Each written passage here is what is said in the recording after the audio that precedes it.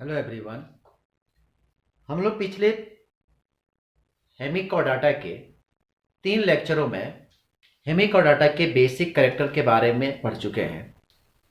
उसमें उसका हैबिटेट, उसका क्लासिफिकेशन, उसके बाद उसको कितने क्लास में डिवाइड करते हैं, क्लास के बाद उसका ऑर्डर क्या होता है, ऑर्डर के बाद हमने हेमिकोडाटा का एक मेंबर लिए जिसका नाम था ब्लेनोग्लॉसल।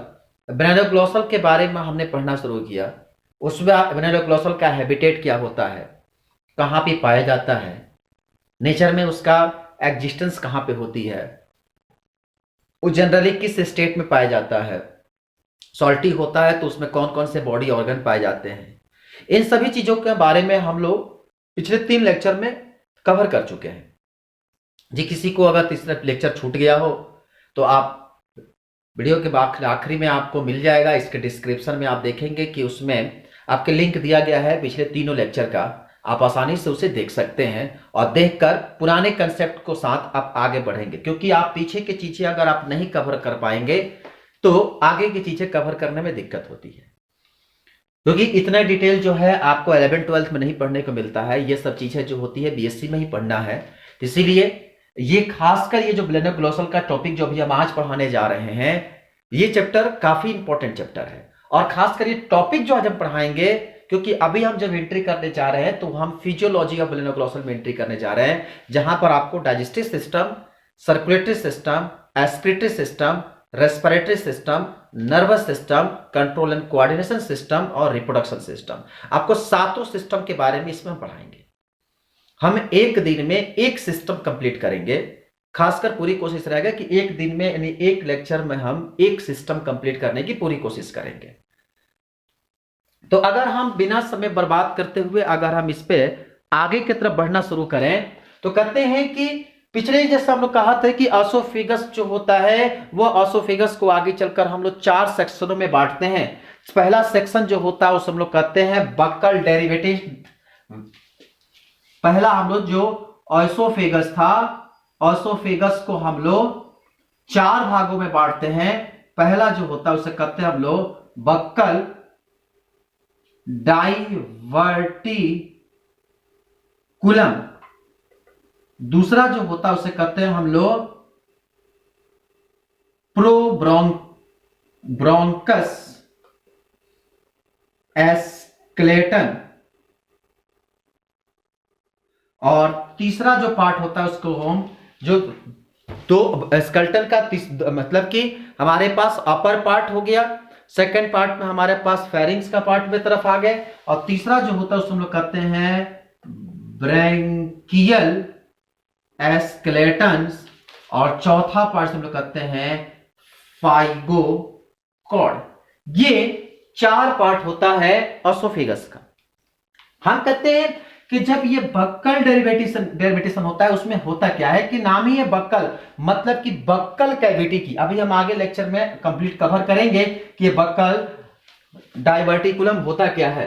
फिर हम लोग आगे भी उसमें ही बोलेंगे कि प्रोबेसिस स्केलेटन कहां काम करते हैं, ब्रैंकियल स्केलेटन क्या होते हैं, फाइगोकॉर्ड क्या होता है। आपको अगर थोड़ा सा हम इसका आउटलाइन दे दें, क्योंकि पिछले लेक्चर में आपको हम इसके बारे में डिटेल किए हैं, तो कहते हैं कि जो बक्कल डाइवर्टिकुलम होता है, कहते हैं कि जो हमारे पास यहां पर बक्कल कैविटी पाई जाती है, ये सेक्शनल डायग्राम जो है आपका डाइजेस्टिव सिस्टम का सेक्शनल डायग्राम है ब्लेनोग्लॉसल का। हम कहते हैं कि जो हमारे पास यहां पर बक्कल कैविटी होती है, बक्कल कैविटी जो होती है वो सिलिंड्रिकल होती है, हॉलो और सिलिंड्रिकल होती है। और ये सिलिंड्रिकल बक्कल कैविटी जो एक तरफ से जो होता है वह जो प्रोबेसिस का जो एक सेक्शन होता है, प्रोबेसिस के मतलब स्केलेटन से जुड़ा हुआ रहता है, और दूसरे तरफ जो होता है एपिथेलियम की जो लेयर होती है उससे अटैच्ड होता है। तो दो कवरिंग दो तरफ से जुड़ा रहता है। एक तरफ से जो होता है वह जो प्रोबेसिस का स्केलेटन होता है उससे अटैच्ड होता है, और दूसरी तरफ जो होता है वह जो कॉलर बॉडी का जो एपिथेलियम टिश्यू है, ये लेयर जो एपिथेलियम की टिश्यू की लेयर है, इस एपिथेलियम टिश्यू के लेयर से जो होता है ये अटैच्ड होता है। इसी को आगे चलकर हम लोग लॉन्गिट्यूडनल मसल्स या वर्टिकल मसल्स के नाम से जानते हैं। तो ये लॉन्गिट्यूडनली इसके साथ ये अटैच्ड होता है। तो ये क्या करता है कि स्ट्रक्चर क्या बनाता है, जनरली इस तरह की कवरिंग होती है, ये कवरिंग देख रहे हैं इस तरह की होती है, और इसमें ये हमारे पास फेरिंग्स का, या कि अब कह लीजिए कि फेरिंग्स के पार्ट जो होते हैं इसमें रोटेट कर, मतलब कि मूव करता है। तो इस तरह से ये क्या करता है, कैप शेप या अम्ब्रेला शेप बनाकर रखता है। तो ये होता है आपका बकल डेवर्टिकुलम। प्रोबेसिस का पार्ट जब हमारे पास आते हैं तो कहते हैं कि जैसे नीचे हम लोग फेरिंग्स के पास आते हैं, तो इस स्थिति में जो हमारे पास प्रोबेसिस एस्केल्स का फॉर्मेशन होता है, मतलब कि जो बकल कैविटी की आप बाकी जो एरिया होती है वो प्रोबेसिस की एरिया कहलाती है। उसके नीचे जो आता है उसे हम लोग ब्रैंकियल, यानी कि जो फेरिंग्स की एरिया, मतलब सॉरी, ये जो हमारे पास ब्रैंकियल एरिया है, मतलब जहां पर गिल्स स्लिट्स पाए जाते हैं, वह एरिया हमारे पास जो होता है वह ब्रोंकियल एरिया होता है। और फाइगोकॉर्ड का एरिया जो होता है, जब हम लोग सबसे लोअर रीजन में, जब हम लोग डोर्सल लोअर रीजन में जब जाते हैं, डोर्सल हो या वेंट्रल हो, तो जब हम लोग लोअर रीजन में आते हैं जहां पर नर्व कॉर्ड का स्केलेटन पाया जाता है, वह एरिया फाइगोकॉर्ड होता है। तो चारों सेक्शन कहां कहां हो गए, फेरिंग्स के एरिया को हम लोग कहते हैं बक्कल डेरिवेटिव, यहां पर बक्कल कैविटी पाई जाती है, तो बक्कल कैविटी के पास जो एरिया उसे हम लोग बक्कल डेरिवेटिकुलम कहते हैं। फेरिंग्स की जो एरिया होती है उसे हम लोग कहते हैं फ्रंगोस स्केलेटन, सॉरी प्रोबोनस स्केलेटन। और जो हमारे पास जो गिल स्लिट की एरिया होती है उसे हम लोग कहते हैं ब्रैंकियल स्केलेटन। और जो लास्ट का जो डोर्सल नर्व कॉर्ड का एरिया होता है उसे हम लोग कहते हैं फाइगोकॉर्ड। तो हम पूरे सेक्शन को यहां से 4 सेक्शन में डिवाइड करते हैं। अगर आप इस डायग्राम को देखो तो ये डायग्राम जो है मेनली 3 भागों में डायग्राम डिवाइड होता है।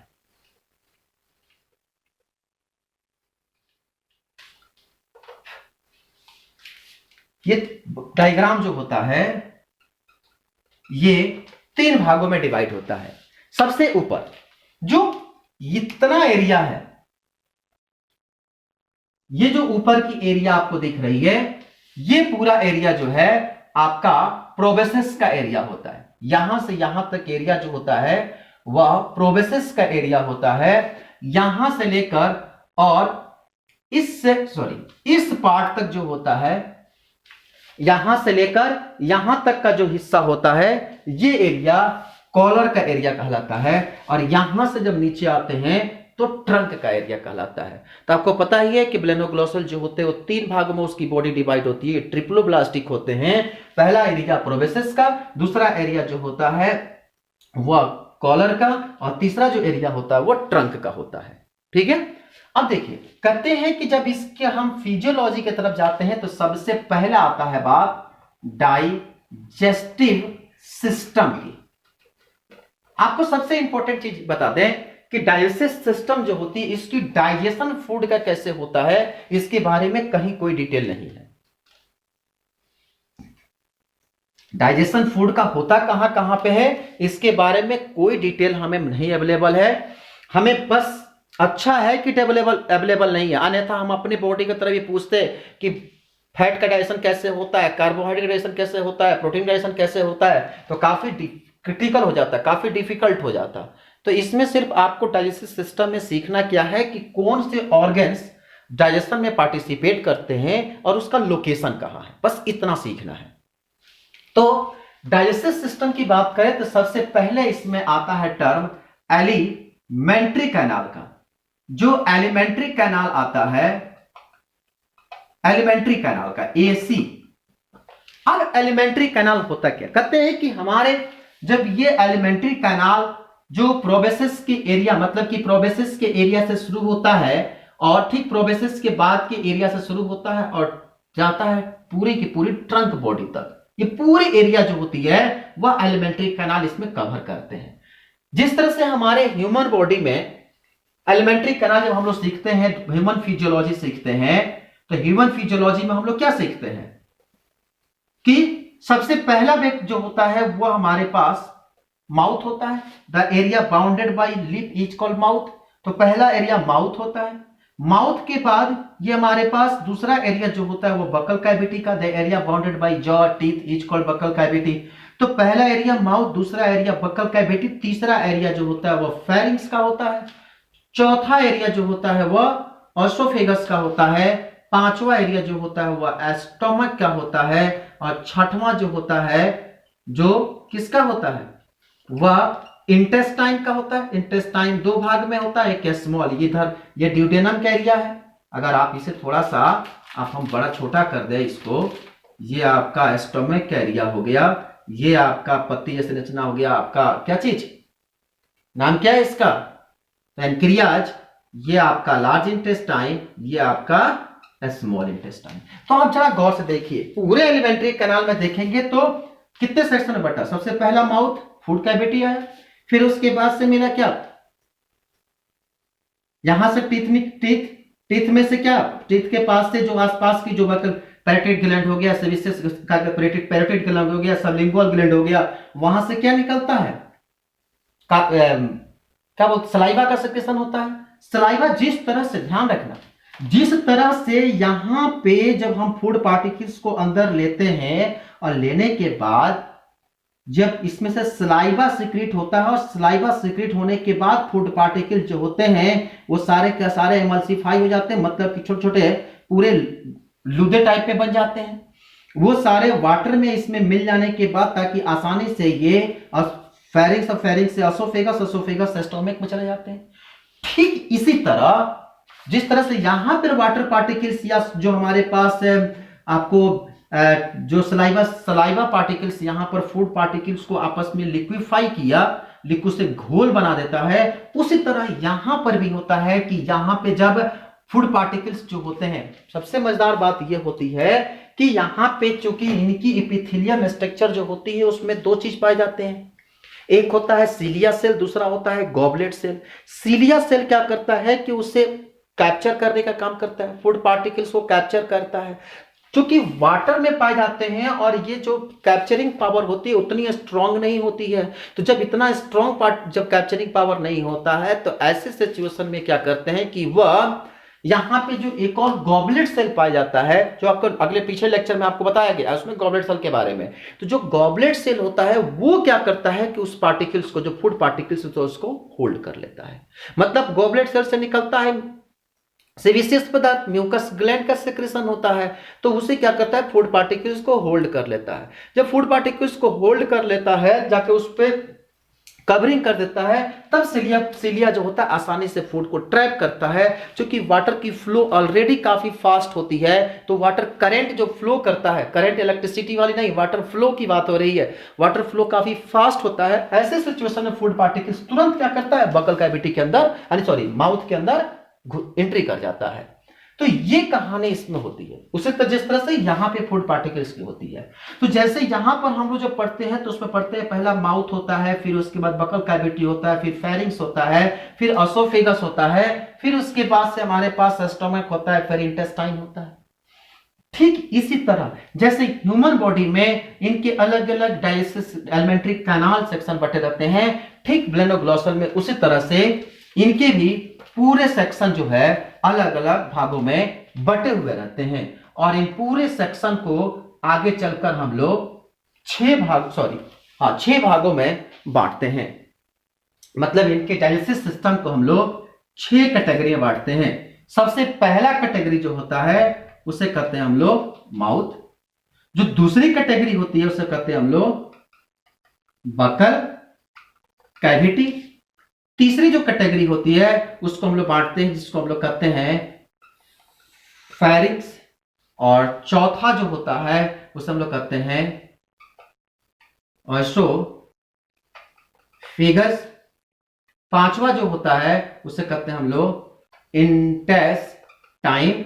और छठा जो होता है उसे कहते हैं हम लोग एनस। किसी किसी बुक में यह दिया जाता है, किसी किसी बुक में माउथ देता है, किसी किसी पार्ट में माउथ दिया जाता है, ठीक है, सॉरी स्टोमक किसी किसी पार्ट में दी जाती है, पर हम कहते हैं कि इसमें इनकम्प्लीट स्ट्रक्चर होता है स्टोमक का, इसीलिए हम लोग ज्यादा स्टोमक पर ध्यान नहीं देते हैं। तो पूरे सेक्शन को हम लोग बांट दिए 6 भागों में। सबसे पहला माउथ, दूसरा पार्ट बकल कैविटी, तीसरा पार्ट फेरिंग्स, चौथा पार्ट जो होता है एसोफेगस और बकल कैविटी, फेरिंग्स, फिर उसके बाद से एसोफेगस, एसोफेगस के बाद इंटेस्टाइन, इंटेस्टाइन के बाद एनस। मतलब पूरे सेक्शन को जो हम लोग पूरे के पूरे 6 भागों में बांटते हैं। हम अब एक एक सेक्शन के बारे में कहां कहां पे लोकेशन होता है उसके बारे में देखेंगे। कैसे? सबसे पहला माउथ। कहते हैं कि जो माउथ का हिस्सा होता है ये पाया कहा जाता है। कहते हैं कि सबसे बड़ी चीज माउथ को जब देखेंगे तो ये हमारे पास जो एरिया है ये है आपका प्रोबेसिस का एरिया। प्रोबेसिस के एरिया, ये एपिडर्मल का लेयर होता है। प्रोबेसिस के एरिया में ही ब्लड वेसल्स का ओरिजिन होता है। ब्लड वेसल्स जो होते हैं इसमें स्टोरेज होते हैं। साथ में यहीं पर जो होता है प्रोबेसिस ब्लेनोग्लोसल का हार्ट पाया जाता है। ये हार्ट जो होता है कैसा होता है? ओपन सर्कुलेटरी सिस्टम काम करता है। इसमें से दो वेसल्स निकलते हैं, एक लॉन्गिट्यूडनल वेसल्स दो लॉन्गिट्यूडनल वेसल्स निकलते हैं। एक जो होता है वो डोर्सल ब्लड वेसल्स का निर्माण करता है, एक जो होता है वेंट्रल ब्लड वेसल्स का निर्माण करता है। पीछे के लेक्चर में बताया गया ये सब चीज।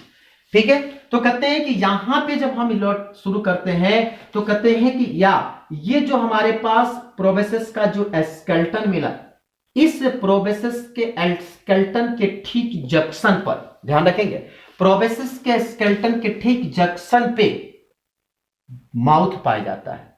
और ये माउथ होता है कैसा है? वाइड होता है, मतलब चौड़ा होता है। जाहिर सी बात है कि इसको चूंकि फूड पार्टिकल्स को इनहेल करना है तो ऐसी स्थिति में ये इस तरह की संरचना बनाते हैं ताकि इस तरह से इनहेल, ये वाइड एरिया होता है और ये एरिया जो होता है वो सर्कुलर एरिया होता है ताकि यहां से फूड पार्टिकल्स रोटेट करते हुए आता है और यहां पे जो सीलिया होता है इसके बगल के इसके एरिया पर, ये सीलिया जो होता है, ये जो फूड पार्टिकल्स होता है तुरंत क्या करता है? कैप्चर करता है। और चूंकि वाटर फ्लो फास्ट होती है तो सीधा वो क्या करता है? बकल कैविटी माउथ के अंदर इनगल्फ चला जाता है। कहानी क्या फिर से समझो, ये माउथ की स्थिति होती है। माउथ जो होता है थोड़ा सा वाइडर एरिया में होता है, मतलब इसकी जो कैविटी बने ओपनिंग स्ट्रक्चर होती है वो बड़ी होती है। ये फूड पार्टिकल जब उधर से पानी में काफी फास्ट रूप से रोटेट करते हुए आता है, आने के बाद क्या करता है? वाटर फ्लो की काफी फास्ट होने के चलते ये फूड पार्टिकल्स आकर सीधा इनमें इनगल्फ कर जाता है, मतलब एंट्री कर जाता है। जब ये एंट्री करता है, अगर खुद पार्टिकल्स कुछ यहां टकराते हैं तो सीलिया क्या करता है? इससे यहां से होल्ड करता है और उसे फिर लेकर बकल कैविटी में एंट्री कर देता है। कभी कभी क्या होता है कि वाटर काफी फास्ट होते हैं तो ऐसी सिचुएशन में फूड पार्टिकल्स जो कि बाहर निकलने लगते हैं, इसके कंटेक्स्ट से सीलिया जो है उतना तक कस के होल्ड नहीं कर पाती है। तो ऐसे कंडीशन में ये जो बाकी एरिया होते हैं, ये बकल कैविटी, मतलब मान लीजिए कि ये एरिया हमारा जो हुआ वो सीलिया का एरिया हो गया और ये जो एरिया जो खाली एरिया है ये हमारा मान लीजिए गॉबलेट सेल का एरिया हो गया। ये पूरा का पूरा ऐसे कवर रहेगा ना, ये पूरा का पूरा ऐसे कवर रहेगा, ये इस तरफ से माउथ रहेगा इसका। तो मतलब जो हमारा नाक नेल है उस स्थिति में जो फिंगर है वो हमारा सीलिया का कंडीशन है और जो बचा हुआ हमारा थंब है और नीचे की स्थिति है वो मान लीजिए गॉबलेट सेल का है। ठीक है, तो गॉबलेट सेल क्या करेगा? म्यूकस का सिक्रीशन करेगा। गॉबलेट सेल क्या करेगा? म्यूकस का सिक्रीशन करेगा और सीधा म्यूकस का सिक्रीशन करते जाकर फूड पार्टिकल्स पर अटैक करता है। फूड पार्टिकल्स का अटैक करेगा, म्यूकस जो होता है वो चिपचिपा होता है। फूड पार्टिकल्स जो होंगे थोड़ा सा जब उस पर चिपचिपा पदार्थ पड़ता है तो सीलिया उसके पड़ोसी होता है, सीलिया से आकर वो चिपक जाता है। तो सीलिया से जब चिपक जाएगा तो आसानी से वो बकल कैविटी में एंट्री कर जाता है। तो म्यूकस ग्लैंड भी जो गॉबलेट सेल होता है वो भी जो है यहां पर पार्टिसिपेट करता है फूड पार्टिकल्स को होल्डिंग करने में। क्लियर? अब देखिए इसके बाद अगर हम देखें तो सबसे पहली चीज हमने माउथ के बारे में कहा कि माउथ जो होता है, mouth is the wide circular opening situated the ventricle in the groove between the proboscis stalk and collarette. मतलब कि ये प्रोबेसिस का ये स्टॉक एरिया और ये आपका कॉलर। तो प्रोबेसिस और कॉलर के जो जंक्शन होते हैं, ध्यान रखें, ये प्रोबेसिस का एरिया, ये कॉलर का एरिया, तो प्रोबेसिस और कॉलर का जो जंक्शन होता है उस जगह पर ये माउथ पाया जाता है। ठीक है, अब देखिए जब यहां से हम नीचे आते हैं तो कह रहे हैं कि यहां से नीचे आने के बाद जो एरिया जहां से हमारे पास प्रोबेसिस का स्केलेटन होता है। ठीक है, अब ये जो प्रोबेसिस का स्केलेटन जो होता है, अब इस एरिया में कौन सा एरिया है? ये कॉलर का एरिया है। इस कॉलर के एरिया में जो होता है वह बकल कैविटी पाया जाता है। मतलब कि माउथ जहां पर लिड्स यानी ओपन कहां होता है? Mouth open in the buccal cavity. भाई अपना ये एरिया माउथ, अब माउथ के ठीक टीथ अंदर के एरिया जहां तक का बकल कैविटी, तो ओपनिंग तो एक ही जगह है भाई रास्ता, मान लीजिए कि हमारे पास हाथ है, ये एरिया हमारे पास माउथ है, सपोज करिए ये एरिया हमारा लिप है, यहां से माउथ है, ये एंट्री क्या हुआ, बकल कैविटी। रास्ता तो सेम है, जगह केवल चेंज हो रहा है। यहां से चले तो ये माउथ, यहां से आए तो ये बकल कैविटी, यहां से चले तो माउथ, यहां आए तो बकल कैविटी। यहां से जब नीचे आते हैं तो ये एरिया हमको मिलता है फेरिंग्स। नीचे आए उससे तो असोफिगस, यहां से आए तो इंटेस्टाइन और क्या इंटेस्टाइनल एरिया, अब बाहर निकल गया तो एनस। तो ये पूरा सेक्शन तो एक ही है, लोकेशन चेंज होता है, मैंने पोजीशन पर नाम क्या होता है इसका चेंज हो जाता है। उसी तरह से यहां पे देखें तो ये हमारे पास फूड पार्टिकल्स है, फूड पार्टिकल्स क्या करता है, यहां से इनगल्फ करता है, लेता है, और उसके बाद जैसे ही ये सेक्शन में आता है, मतलब जंक्शन पर माउथ और ये कॉलर एरिया पे जो होता है वह पाया जाता है क्या चीज, बकल कैविटी। मतलब बकल कैविटी ओपनिंग कहां होती है, माउथ की पोर्शन से ओपनिंग होती है कॉलर एरिया में। तो ओपनिंग हो गई कहां पे, फेरिंक्स। बकल कैविटी की ओपनिंग जो होती है वह जनरली कहां पे होती है, कॉलर एरिया में। कॉलर एरिया में जब ओपनिंग होती है तो ऐसी स्थिति में हमारे पास दोनों तरफ से डॉर्सली, एक तरफ से वेंट्रल हमारे पास और दूसरी तरफ से डॉर्सल, तो डॉर्सल और वेंट्रली जो हमारे पास ब्लड वेसल्स होते हैं उनके बीच में पाए जाते हैं। मतलब ये एक तरफ से हमारा डॉर्सल ब्लड वेसल्स, दूसरी तरफ से हमारा एक तरफ से डॉर्सल ब्लड वेसल्स, अगर इस रेफरेंस में देखें तो डॉर्सल ब्लड वेसल्स, एक तरफ से वेंट्रल ब्लड वेसल्स, और इनके बीच में जो होते हैं ये पाए जाते हैं। इस तरह से लेयरिंग होती है। यहां पर ब्लड वेसल्स होते हैं, इनके बीच में यही से शुरू होता है क्या चीज, सीलोम का, ये पीछे का एरिया सीलोम का एरिया होता है। तो ये हमारे पास इस तरह की सेक्शनल होती है।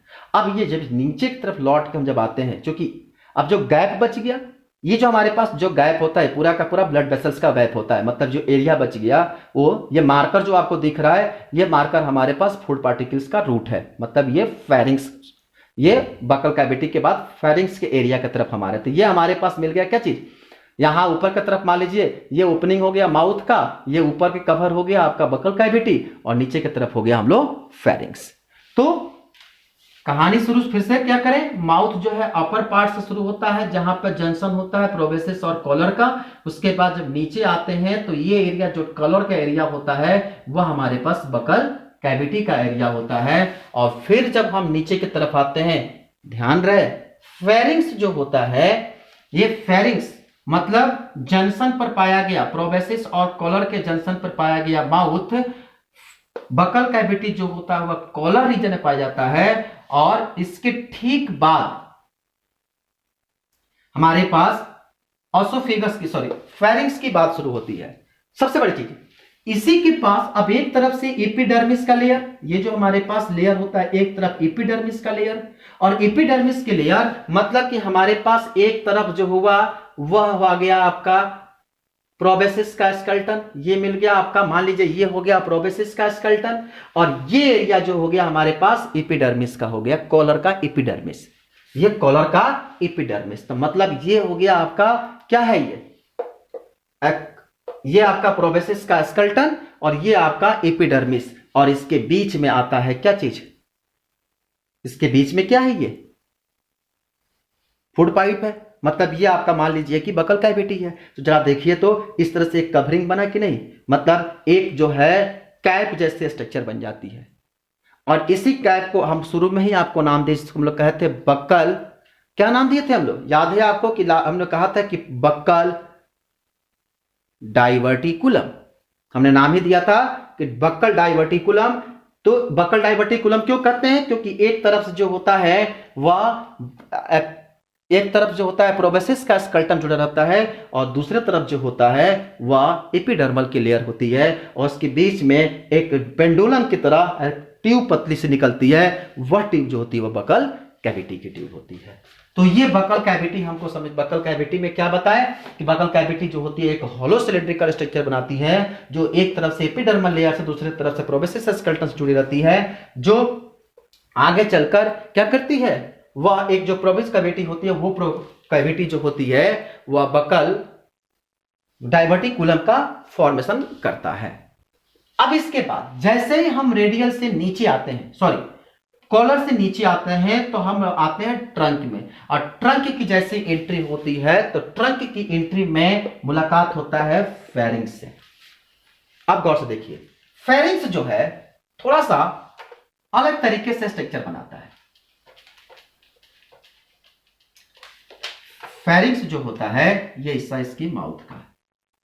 देखिए फेरिंग्स का स्ट्रक्चर कैसा होता है, आप एक तरफ से देखेंगे तो यहां पर एक तरफ से गौर से देखिए, ये है आपका वेंट्रल ब्लड वेसल्स, ठीक है, और एक तरफ जो है आपका dorsal blood vessels, VVV ventral blood vessels और डीवीवी डोर्सल ब्लड वेसल्स।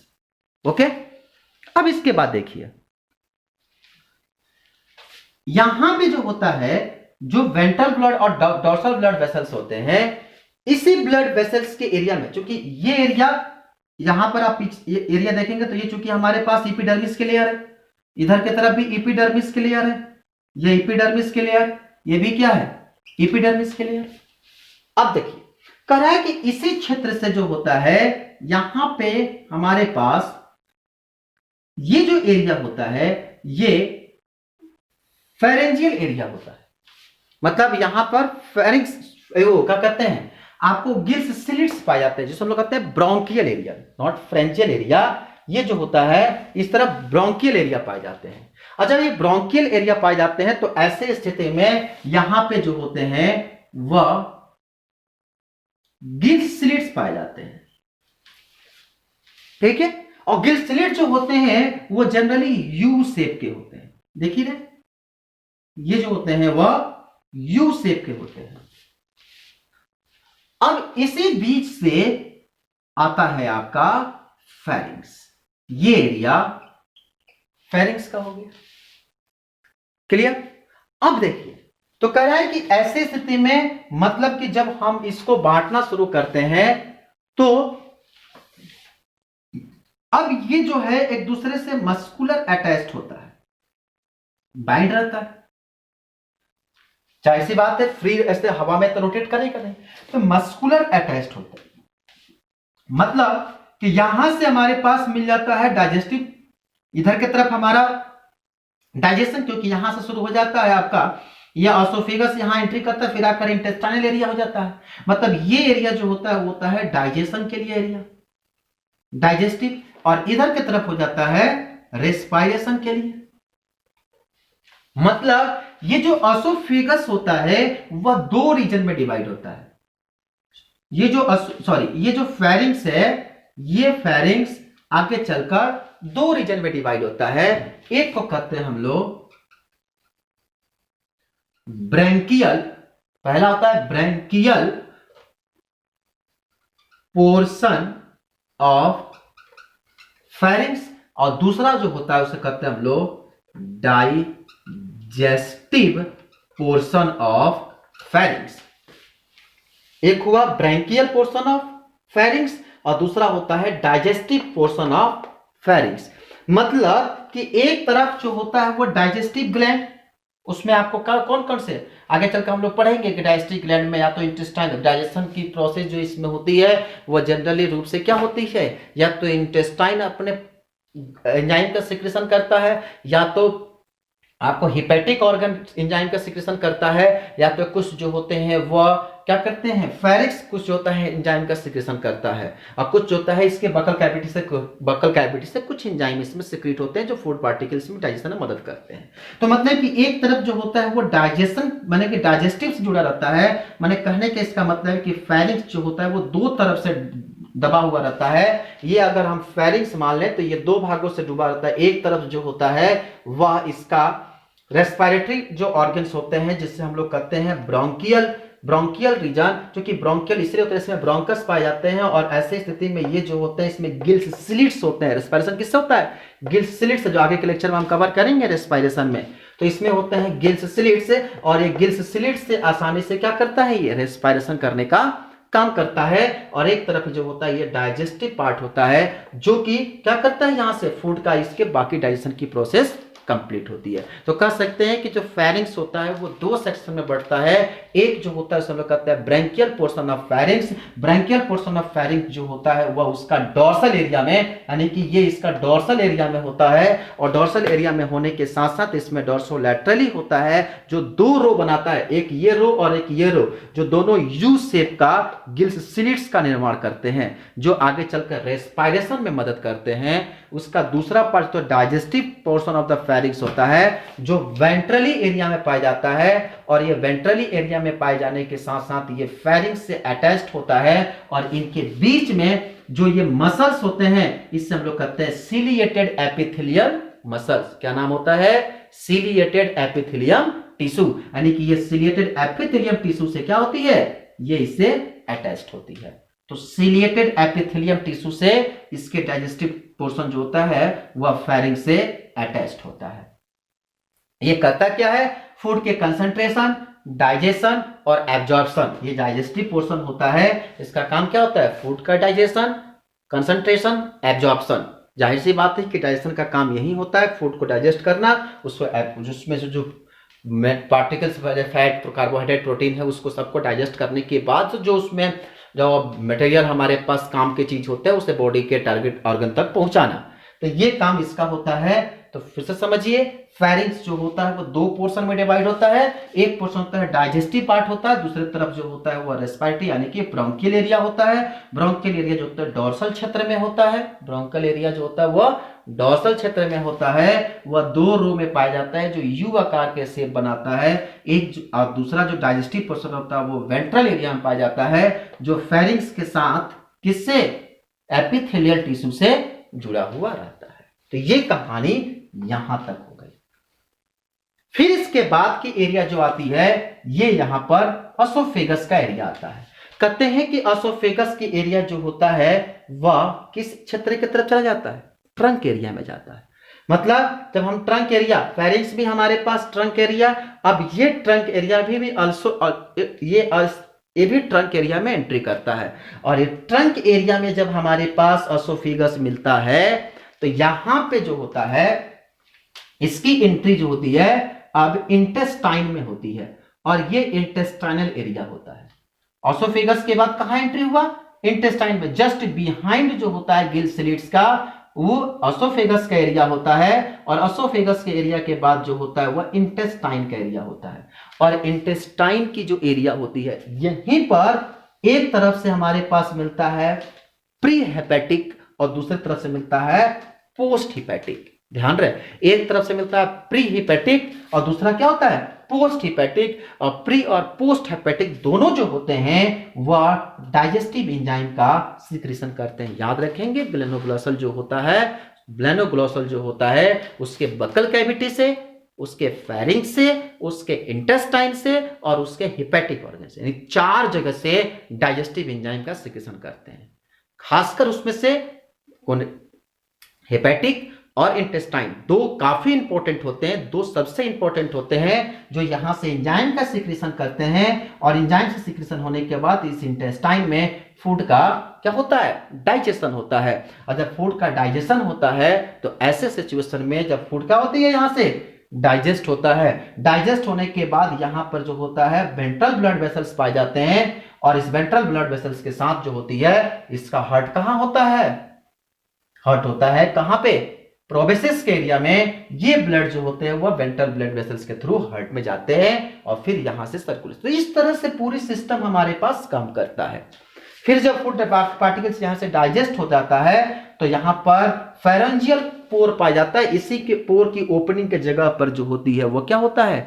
इंटेस्टाइनस पाया जाता है, जहां से अनडाइजेस्टेबल फूड पार्टिकल्स होते हैं वो बाहर निकल जाते हैं। तो ये पूरी प्रोसेस है आपका डाइजेस्टिव सिस्टम का। आपसे हम शुरू में ही कहा कि इसकी डाइजेशन होती कैसी है, इसके बारे में कुछ नहीं जानकारी प्राप्त है अभी तक। इसीलिए इसकी डाइजेशन में कौन सा पार्टिकल्स, कौन सा फूड पार्टिकल्स जाता है, कैसे ब्रेक करता है, इसके बारे में जो है अभी तक कोई भी एक्सप्लेनेशन हम लोग को मार्केट में अवेलेबल नहीं है। इसीलिए हम इसको काफी मतलब कि बस इसमें इतना सीखना है कि कौन कौन से ऑर्गन जो है माउथ फेरिंक्स, ऑसोफेगस, ये जितने भी ऑर्गन हैं वो कहाँ पे पाए जाते हैं, कैसे उसका अटैचमेंट होता है, लोकेशन कहाँ होता है, इतने ही इसकी फिजियोलॉजी में डाइजेशन में सीखना है। तो पूरा फिर से अगर हम आपको समरी बता दें तो alimentary कैनाल जो होते हैं वो 4 सेक्शन में बंटते हैं, सॉरी alimentary कैनाल जो होते हैं वो 6 सेक्शन में बंटते हैं। सबसे पहला हमारा माउथ होता है, माउथ जो होता है वो वाइडर एरिया होता है, सर्कुलर एरिया होता है, जो प्रोबेसिस और ट्रंक के मिडिल पार्ट पे पाया जाता है। दूसरा जो एरिया होता है उसे हम लोग कहते हैं हॉलो सिलिंड्रिकल एरिया होता है। हॉलो सिलिंड्रिकल एरिया जो होता है वह आपका कॉलर के एरिया में पाया जाता है और एक तरफ से एपिथेलियम टिश्यू से अटैच्ड होता है। इससे आगे चलकर हम लोग क्या बोलते हैं, इससे आगे चलकर हम लोग बक्कल रेटिकुलम के नाम से जानते हैं। फिर इसके बाद हम जब कॉलर के एरिया से ट्रंक के एरिया में एंट्री करते हैं तो हमको फेरिंक्स मिलता है। फेरिंक्स भी जो होता है सिलिंड्रिकल शेप का होता है। फेरिंक्स जो दो तरफ से बटा हुआ रहता, दो पोर्शन में बटा रहता है, माने फेरिंक्स जो होता है दो पोर्शन से घिरा हुआ रहता है। एक तरफ जो होता है वह गिलस्लेट का एरिया जो होता है, जिससे आगे चलकर हम लोग क्या बोलते हैं, branchial portion of the pharynx कहते हैं। जहां और दूसरे जो branchial portion of the pharynx होता है वह दो रो में बटा रहता है। उस रो को हम लोग यू शेप का रो होता है और ये जो होता है रेस्पिरेशन में मदद करता है। दूसरा जो एरिया होता है वो डाइजेस्ट सिस्टम का एरिया होता है, जहां पे फूड का डाइजेशन, कंसंट्रेशन और एब्जॉर्प्शन की प्रक्रिया होती है। उसके बाद का एरिया जो होता है वो असोफेगस का होता है। असोफेगस ओपन किसमें, फेरिंक्स जो होता है असोफेगस पे ओपनिंग करता है। यहां से असोफेगस जो होता है वह इंटेस्टाइन में ओपनिंग करता है। इंटेस्टाइन में एंट्री करने के बाद हमारे पास दो रीजन में हेपेटिक ऑर्गन पाया जाता है। एक होता है प्री हिपेटिक होता है और एक क्या होता है पोस्ट हिपेटिक। तो प्री और पोस्ट हिपेटिक रीजन में से क्या करते हैं, एमाइलेज यानी कि डाइजेस्टिव एंजाइम का सिक्रेशन होता है और खासकर इसमें डाइजेस्टिव एंजाइम जो होता है एमाइलेज काम करता है और डाइजेस्टिव एंजाइम सीक्रेट होता है। डाइजेस्टिव एंजाइम क्या करता है, फूड पार्टिकल्स को डाइजेस्ट करता है। डाइजेस्ट होने के बाद जो मटेरियल हमारे डाइजेस्ट हो जाता है, जो हमको बाई प्रोडक्ट मिलता है वह ब्लड के थ्रू इसमें एंट्री करता है। बाकी जो अनडाइजेस्टेबल फूड पार्टिकल्स होता है, जो फेरेंजियल स्पोर पाए जाते हैं, उसके थ्रू से ये बाहर, यानी कि यहाँ पर एनएस होता है और एनएस के थ्रू ये बाहर निकल जाता है। तो ये पूरी सिस्टम है आपको कि किस तरह से इसका डाइजेस्टिव सिस्टम जो है वह काम करता है। अब अगले क्लास जो होगा, लेक्चर नंबर जो 5 होगा, उसमें हम लोग सीखेंगे इसका रेस्पिरेशन कैसा होता है। रेस्पिरेशन में कौन से ऑर्गन, गिल स्लिट्स कैसे पाए जाते हैं, उसकी पेयर कितनी पेयर की उसकी संख्या होती है, ब्रोंकियल कैसे होता है, ब्रोंकियल पोर्शन में किस तरह से फेरिंक्स गिल स्लिट्स के साथ अटैच्ड होते हैं, उसमें ब्रोंकियल सैक जो होते हैं वो किस तरह से काम करते हैं। तो दो तरह का होता है, ब्रोंकियल सैक और ब्रोंकियल गिल स्लिट्स, दोनों कैसे पार्टिसिपेट करते हैं। इन सारे फंक्शन को जो है हम लोग नेक्स्ट लेक्चर में कवर करेंगे। Thank you.